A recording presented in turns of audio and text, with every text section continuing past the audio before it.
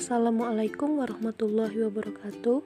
Kembali lagi bersama saya Teza Suspela dengan NIM 1930103094. Pada video kali ini saya akan menjelaskan tentang akreditasi.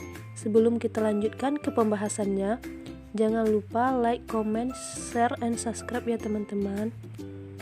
Baiklah, kita lanjutkan ke pembahasannya, yaitu yang pertama, pengertian akreditasi. Berdasarkan Undang-Undang Nomor 20 Tahun 2003 tentang Sistem Pendidikan Nasional, Pasal 1 Ayat 22, akreditasi adalah proses penilaian secara komprehensif terhadap kelayakan satuan atau program pendidikan yang hasilnya diwujudkan dalam bentuk pengakuan dan peringkat kelayakan dalam bentuk yang diterbitkan oleh suatu lembaga yang mandiri dan profesional. Kelayakan program dan atau satuan pendidikan mengacu pada SNP. SNP adalah kriteria minimal tentang sistem pendidikan di seluruh wilayah hukum Negara Kesatuan Republik Indonesia. Oleh karena itu, SMP harus dijadikan acuan guna memetakan secara utuh profil kualitas sekolah atau madrasah. Selanjutnya, Peraturan Pemerintah Nomor 19 Tahun 2005 tentang Standar Nasional Pendidikan Pasal 2 Ayat 1 menyebutkan bahwa lingkup SNP meliputi yang pertama standar isi, yang kedua standar proses, yang ketiga standar kompetensi lulusan, yang keempat standar pendidik dan tenaga kependidikan, yang kelima standar sarana dan prasarana, yang keenam standar pengelolaan, yang ketujuh standar pembiayaan, dan yang terakhir yaitu standar penilaian pendidikan. Selanjutnya, tujuan akreditasi. Adapun tujuan dari akreditasi sekolah atau madrasah yaitu yang pertama, memberikan informasi tentang kelayakan sekolah atau madrasah yang dilaksanakan. Yang kedua, memberikan pengakuan peringkat kelayakan. Yang ketiga, memetakan mutu pendidikan yang mengacu pada standar nasional pendidikan.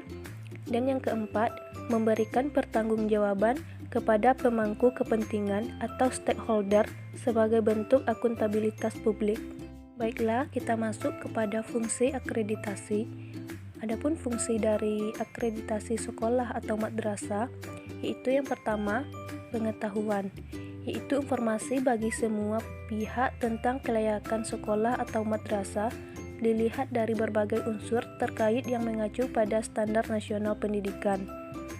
Yang kedua, akuntabilitas, yaitu bentuk pertanggungjawaban sekolah atau madrasah kepada publik apakah layanan yang dilakukan dan diberikan oleh sekolah atau madrasah telah memenuhi harapan atau keinginan masyarakat.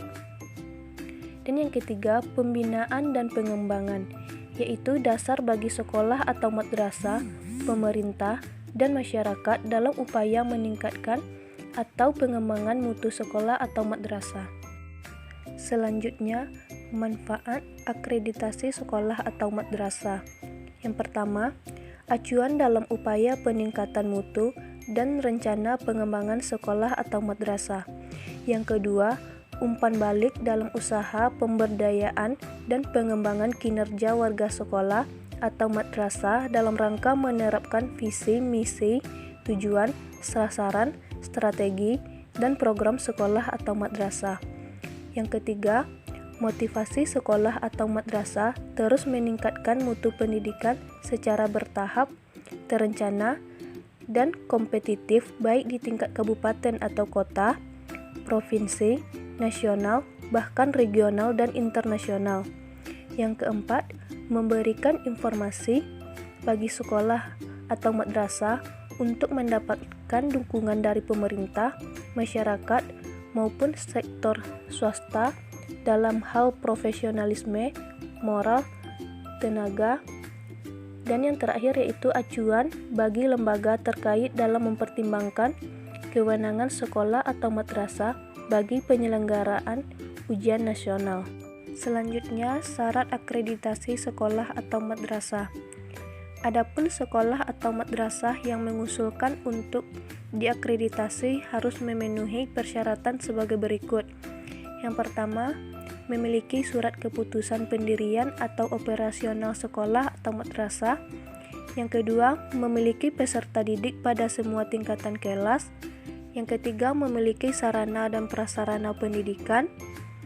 Yang keempat, memiliki tenaga pendidik dan kependidikan. Yang kelima, melaksanakan kurikulum yang berlaku. Dan yang keenam, telah meluluskan peserta didik. Kemudian selanjutnya nilai akreditasi sekolah atau madrasah. Hasil dari proses akreditasi sekolah atau madrasah berupa pengakuan terakreditasi atau tidak terakreditasi. Untuk sekolah atau madrasah yang terakreditasi diklasifikasikan dalam 3 kategori, yaitu yang pertama, akreditasi A atau amat baik dengan rentang nilai 86 sampai 100. Yang kedua, akreditasi B atau baik dengan rentang nilai 71 sampai 85. Yang ketiga, akreditasi C atau cukup dengan rentang nilai 56 sampai 70. Jika nilai akreditasi kurang dari 56, artinya sekolah tersebut mendapat predikat tidak terakreditasi, atau dengan kata lain tidak layak mendapatkan predikat terakreditasi. Itulah video saya mengenai akreditasi. Semoga bermanfaat bagi teman-teman semua. Assalamualaikum warahmatullahi wabarakatuh.